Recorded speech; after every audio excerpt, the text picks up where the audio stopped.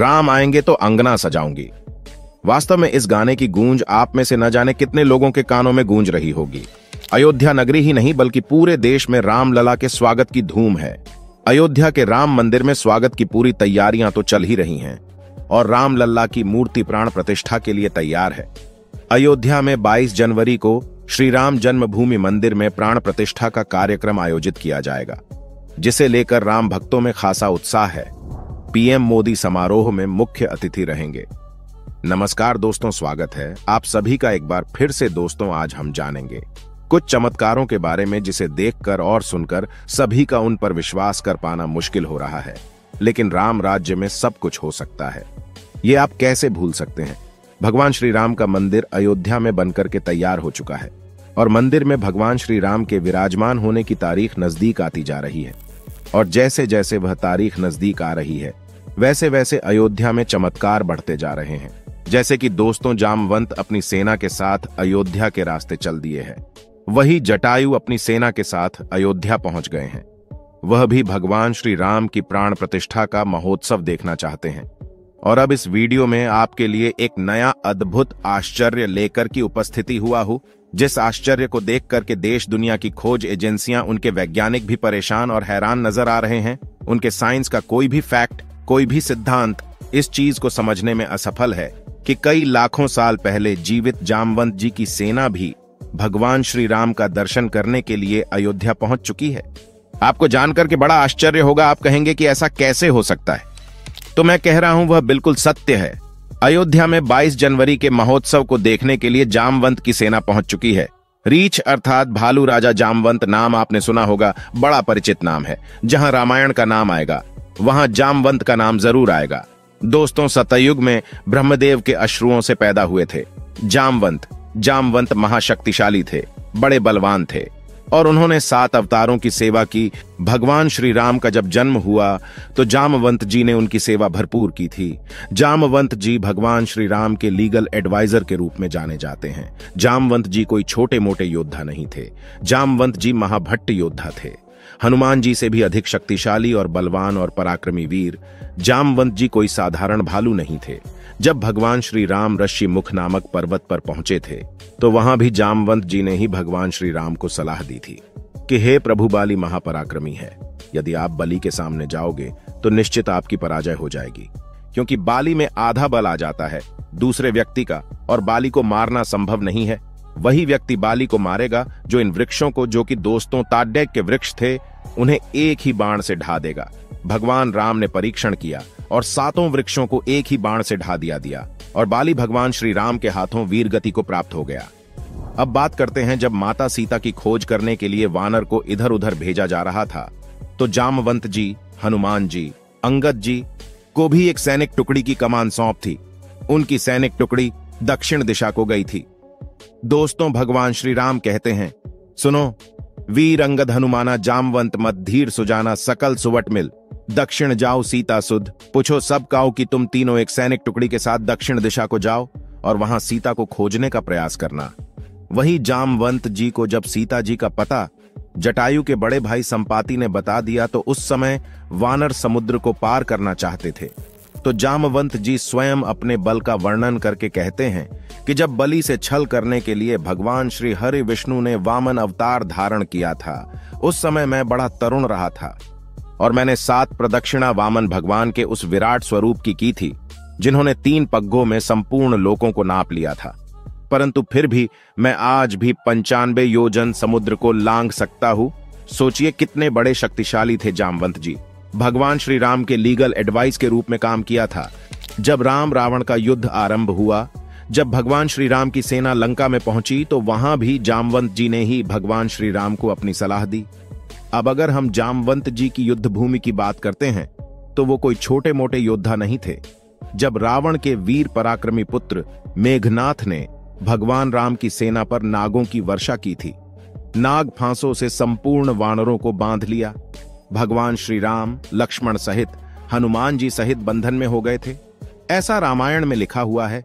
केवल एक वीर योद्धा शेष रहा था, वह था जामवंत, और जामवंत ने दुष्ट मेघनाथ को जमीन पर पटक लिया था और उसको घुमा करके लंका में फेंक दिया।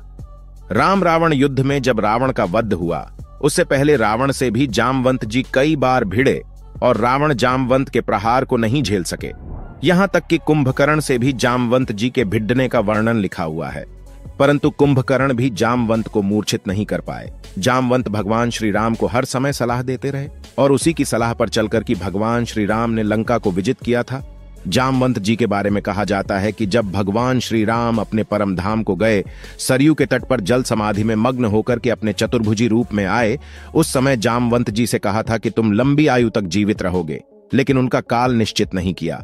कहीं कहीं द्वापर के अंत तक का वर्णन भी मिलता है और द्वापर में भी जो भगवान श्री कृष्ण का जन्म हुआ तो वहां भी जामवंत का वर्णन आता है।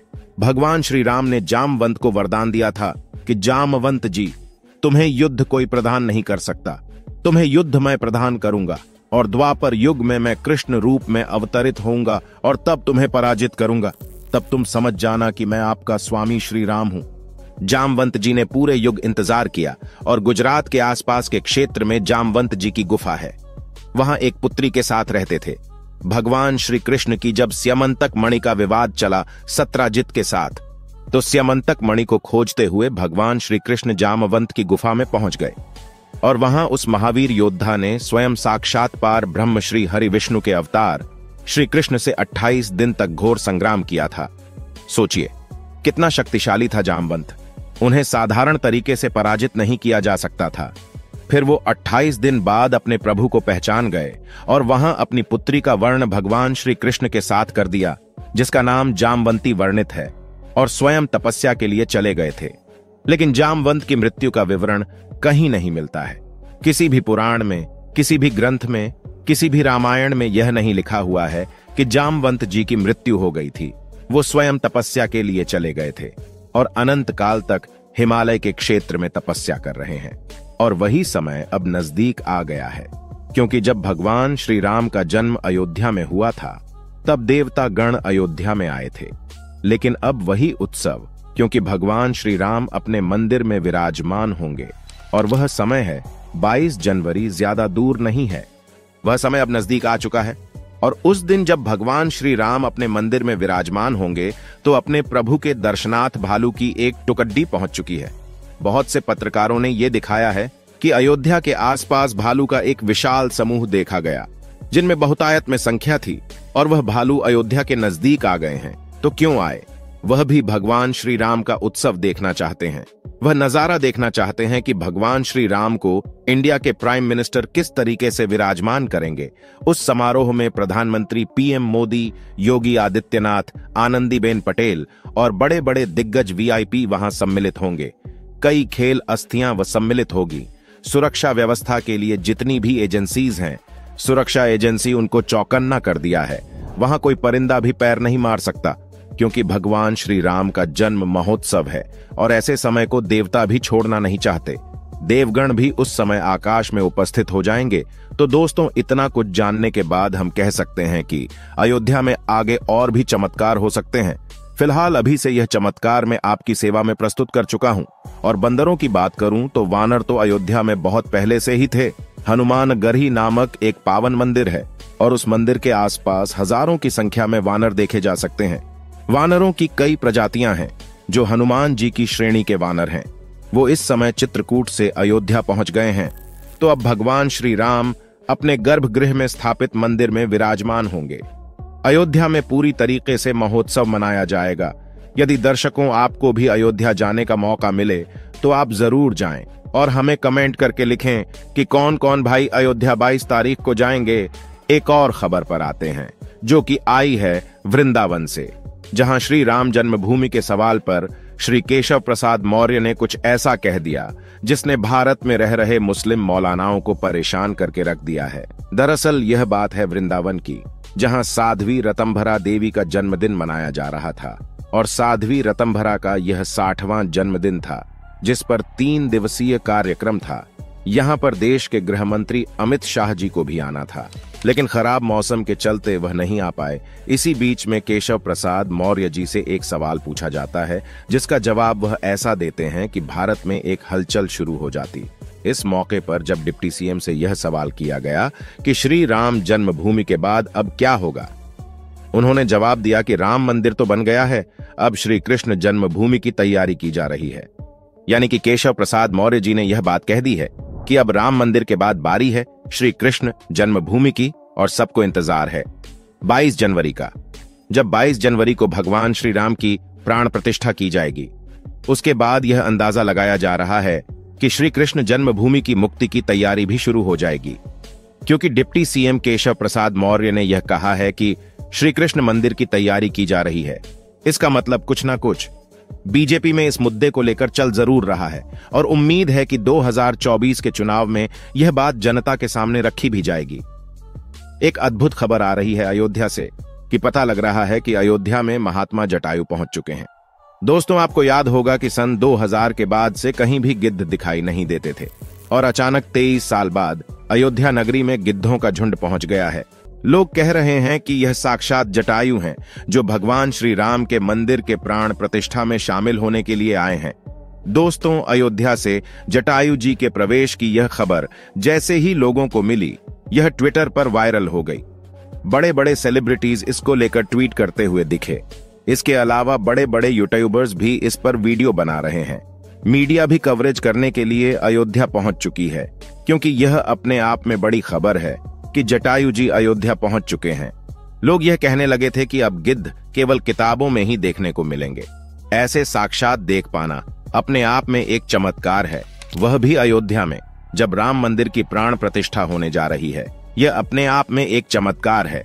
जब जटायु ने प्राण त्यागे, भगवान राम ने अपने पिता की तरह ही उनका अंतिम संस्कार किया था, तो आज लोगों को यह आश्चर्य हो रहा है कि जो गिद्ध लुप्त हो चुके थे, यहां तक कि सरकारी दस्तावेजों में दर्ज किया जा चुका था कि गिद्ध एक लुप्त प्रजाति है, लेकिन अचानक से 23 साल बाद अयोध्या में प्रकट होना जटायु का, यह बहुत बड़ी बात है और किसी चमत्कार से काम नहीं है।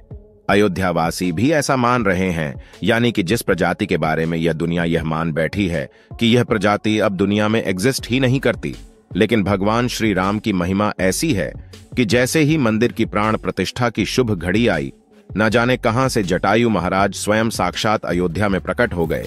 इस पर रामायण में भी लिखा गया है कि हरि अनंत हरि कथा अनंता, कहें सुनहि बहुविधि सब संता। यानी भगवान की महिमा अनंत है, उसको यह क्या, सरकार क्या, दुनिया क्या, वैज्ञानिक कोई नहीं जान सकता।